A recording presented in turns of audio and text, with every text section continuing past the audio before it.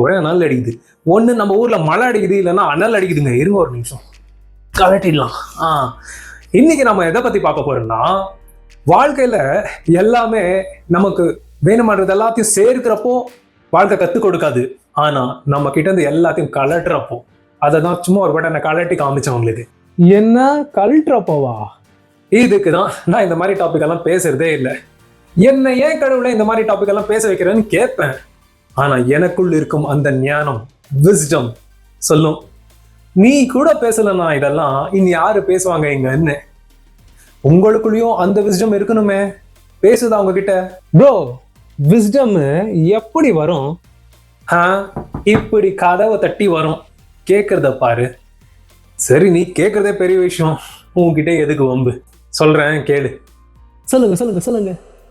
ஞானம் வர்றதுக்கு முன்ன உங்ககிட்ட இருந்து இருக்க எல்லா சத்தங்களை எல்லாத்தையும் எடுத்துக்கும். உறவுகள், நண்பர்கள் எல்லாரையும் எடுத்துக்கும். உங்களுக்குள்ள இருக்க அந்த ஸ்ட்ரென்த், கான்ஃபிடன்ஸ், நம்பிக்கை எல்லாத்தையும் எடுத்துக்கும்.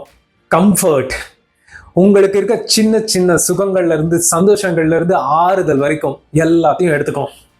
மிச்சம் மீதி இருக்கிறது தான் உண்மை. ஏன் ஆரம்பத்துல சொன்ன மாதிரி போட்டிருக்க துணியெல்லாம் கலட்டி பார்த்தோம்னா அதுதான் உண்மை. ஆமா, இந்த உடலுடைய உண்மை இதுதான். நம்மளை அழகாக்கிறதுக்கு தான் இதெல்லாம். அசிங்கங்களை மறைக்க, இந்த சொசைட்டியோட இணைய, கடைசியில இந்த உடம்பு கூட உண்மை இல்லைன்னு உணர்த்துற ஒரு விஷயம்தான் ஆன்மா. அது இருக்கா இல்லையான்னு பலருக்கு இங்க கேள்வி இருக்கலாம். ஆனா என்னோட எக்ஸ்பீரியன்ஸ்ல சொல்றேன், ஆன்மா இருக்கு.